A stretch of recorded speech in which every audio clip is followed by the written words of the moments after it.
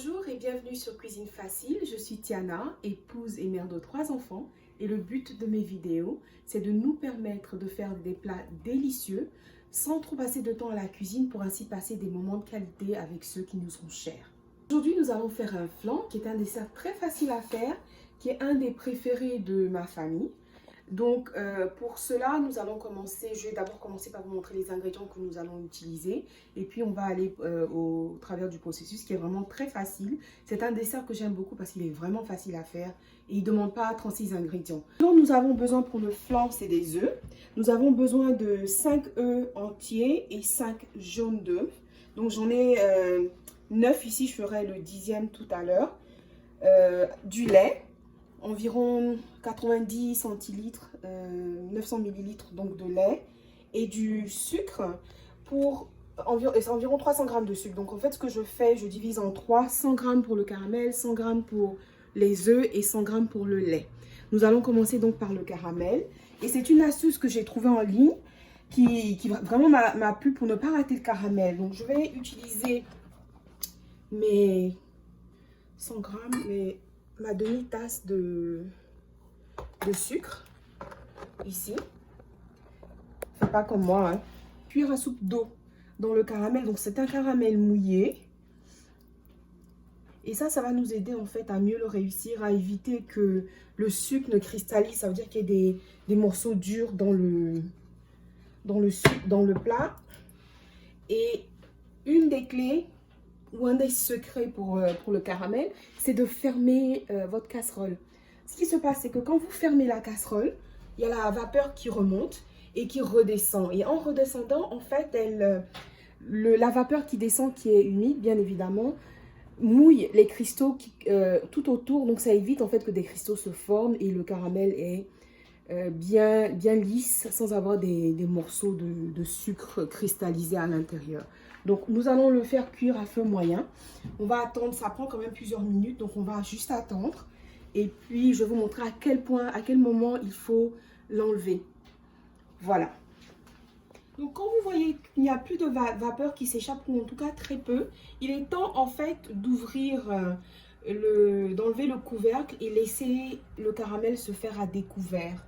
Je ne sais pas si vous arrivez à voir, la couleur a commencé à changer. Et quand la couleur a commencé à changer, il est important de rester à côté parce que ça a tendance à vite changer de couleur et à vite cuire à ce moment-là. Là, le caramel est presque prêt. On voit qu'il a commencé à changer de couleur. Et il est bon d'attendre un peu plus. Pas qu'il soit complètement brûlé, mais presque que brûlé parce que avec le lait et les œufs, ça le dilue un peu. Alors on va attendre un tout petit peu, mais il faut vraiment garder l'œil dessus pour s'assurer que ça ne dépasse pas en fait le point de caramélisation, sinon après ça devient amer. Et là on ne veut pas parce que ça changerait complètement le goût du flan. Quand vous commencez à sentir en fait que c'est légèrement, un peu comme si c'est en train de brûler, mais pas vraiment, alors c'est bon. Donc, je vais attendre juste un petit instant. Et vous voyez, ça a recommencé à fumer. Ça, c'est un bon signe que il est presque temps de l'enlever, votre caramel. Voilà, il est prêt le caramel. On va arrêter la cuisson et puis le transférer directement dans notre moule. Là, il faut faire très attention à ce stade parce que c'est vachement chaud. C'est vraiment très chaud. Et rapidement, il faut étaler. Il faut éviter de toucher avec la main à ce stade parce que c'est vraiment très chaud. Et parce que c'est chaud, le caramel, en fait, déjà a commencé à chauffer. Mon moule est déjà chaud à ce stade. Donc, il faut vraiment éviter de le toucher avec. Là, nous avons 4 œufs entiers et déjà 5 jaunes. Donc, je vais rajouter mon dernier œuf. Et en fait, ce que je fais quand je fais la cuisine, en général, je garde un petit bol qui me sert de rejet, en fait. Donc, tout ce que je n'utilise pas, tout ce que je dois ajouter plus tard, je le mets dans le bol. Comme ça maintient ma cuisine propre. Voilà. Donc, pendant que je fais ceci, ce que je vais rajouter à mes œufs, encore la demi-tasse de sucre. Pendant que je m'occupe de mélanger les œufs au sucre, j'ai commencé à faire chauffer mon lait. Le lait doit atteindre une température d'environ 75, entre 73 à 84 degrés, pas plus. Donc disons dans les 80 degrés, si vous avez un moyen. Il ne faut pas que votre lait boue. Votre lait ne doit pas bouillir. S'il bout, c'est un peu comme si vous détruisez les protéines qui sont dedans. Et ça n'a pas l'effet escompté pour le résultat final. Ça va faire comme des grumeaux. Donc il ne faut pas qu'il bouille, il faut qu'il chauffe sans bouillir. Et je vous avais mentionné la vanille. Je n'avais pas mentionné la vanille initialement. Parce que vous pouvez faire vos flans à la vanille, vous pouvez le faire au café, vous pouvez le faire à la cannelle, vous pouvez le faire au citron, ça dépend des goûts. Mais moi, vraiment, le classique, c'est celui-ci à la vanille. Et j'aime beaucoup à la vanille, donc mes enfants, ma famille aussi, je préfère utiliser la vanille. Donc, je rajoute de la vanille dans le lait auquel j'ai ajouté la troisième partie du sucre. En fait, le sucre, c'est 100 grammes, 100 grammes, 100 grammes. On a utilisé 100 grammes pour le caramel, 100 grammes pour les œufs et l'autre 100 grammes pour le lait qui est en train de chauffer. Voilà, et au lait, j'ai rajouté la vanille. Donc là, on mélange, tout simplement. Un mixage avec le fouet, si vous n'avez pas de fouet, vous utilisez une fourchette ou une spatule. Comme c'est juste pour homogénéiser la chose, que ce soit bien réparti, que le sucre... Et voilà, c'est tout ce dont on a besoin. Voilà, notre lait a atteint la température, vous voyez, 79, presque 80. Donc, j'arrête tout de suite parce que je ne vais pas aller jusqu'à 85. En Fahrenheit, c'est 165, 170 degrés, 170 environ en Fahrenheit. Donc, ce qu'on va faire maintenant, qui est quelque chose de très important, il ne faut pas mélanger les œufs et le lait automatiquement, directement. Ce qu'on va faire, on va tempérer le mélange. Parce que si on met directement tout le lait chaud dans les œufs, ce qui va se passer, c'est qu'on va se retrouver avec des œufs brouillés. Ça va cuire à cause de la température du lait, mes œufs vont cuire. Donc là, c'est un processus qui demande un peu de patience. Il n'est pas long, mais il demande quand même de la patience et puis un bon suivi. Donc voilà, je commence à mixer mes œufs, auxquels je rajoute délicatement le lait. Et je vais continuer ce processus jusqu'à ce que au moins la moitié du lait soit dans mes œufs.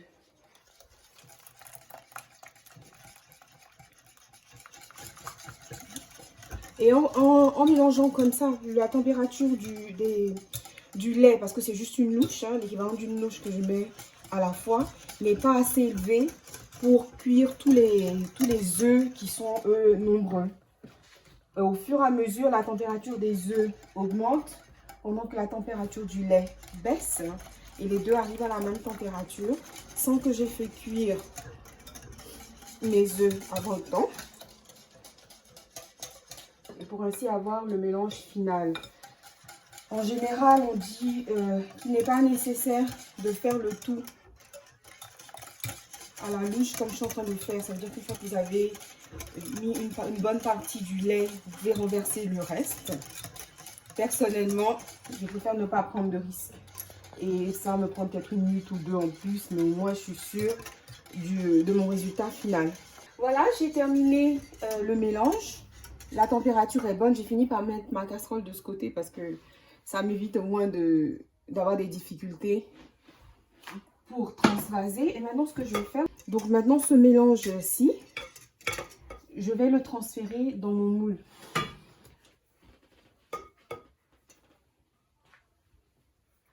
À ce stade, si vous voulez, vous pouvez le passer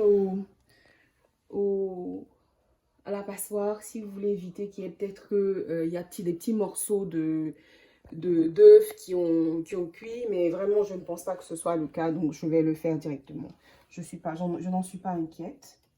Il faut le faire délicatement de sorte à ne pas faire de dégâts. Moi j'ai l'habitude de faire des dégâts ici à ce stade.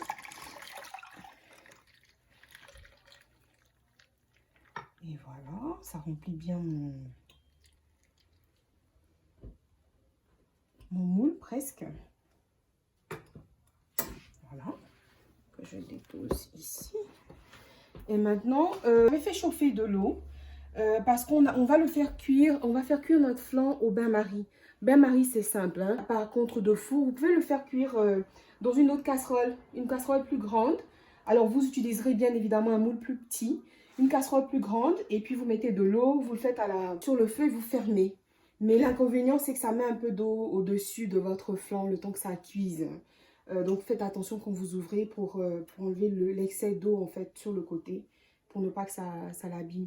Donc comme je disais, je suis en train de faire chauffer de l'eau qui est déjà assez tiède et il y a un peu d'eau dans le four, dans le plat dans lequel je vais mettre mon moule. Là je transfère mon flan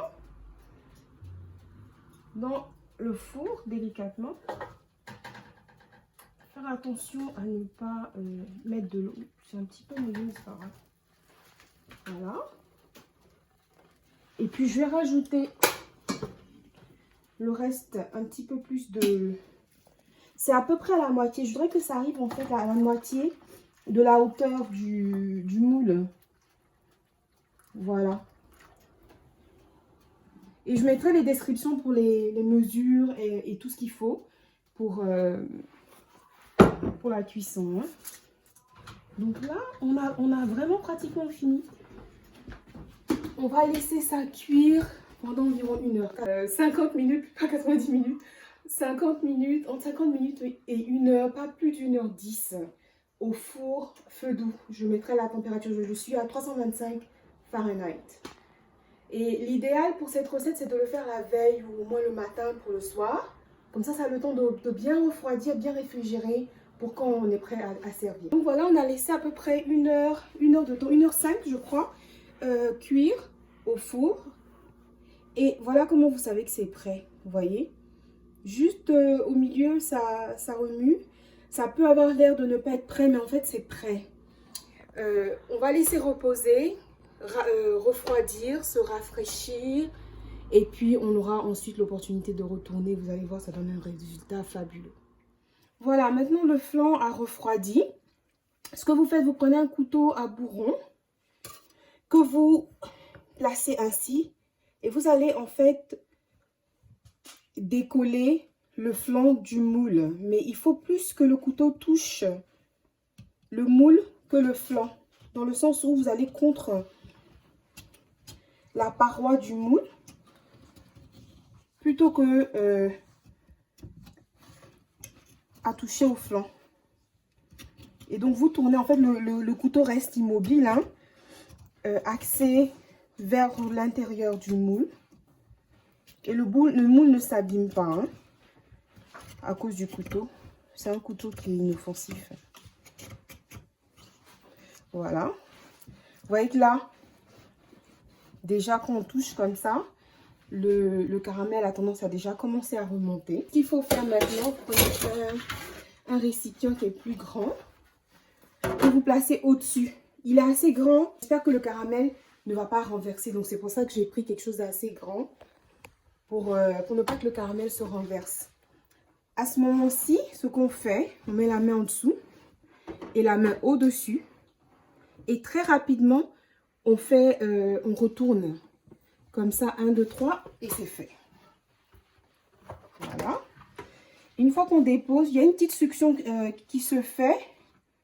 Voilà, et on soulève juste tout droit. Et voilà, regardez comment c'est beau. Et là, on n'a pas de caramel, on a trop de caramel en excès, c'est parfait. Et maintenant, je vais couper. Voilà, maintenant, on peut tout simplement couper. Et c'est hyper onctueux. On espère que ce flan-là ne fera pas des siennes. J'en ai fait une fois et je ne sais pas ce que j'ai raté dans mon agencement, mais c'était pas très beau à voir. Mais par contre, ce que j'ai pu faire avec, et ça sert aussi, hein, si vous en avez un comme ça, oups, voilà, ce que vous pouvez faire. Voilà, nous avons notre flan qui est prêt. Et vous voyez ici, il n'y a pas vraiment de bulles. Il est crémeux et onctueux, vous voyez, à l'intérieur. Magnifique. Vous pouvez faire si vous avez des restes, c'est rare, mais moi par exemple celui qui avait pas vraiment, qui n'était pas aussi ferme, ce qu'on a fait, c'est que les enfants l'ont tout simplement mis au congélateur. Et elles ont tellement aimé parce que ça leur a fait comme une glace et ça a vraiment le goût de la glace à la vanille parce que les ingrédients de base d'une glace y sont. Et puis bon, on n'a pas eu de gaspillage. Donc voilà. Si vous avez aimé cette vidéo, merci de la liker, de la partager, surtout de vous abonner. Et puis vous pouvez faire des commentaires qui nous aideront à nous améliorer et à vous satisfaire. Merci et à bientôt dans un autre épisode de Cuisine Facile.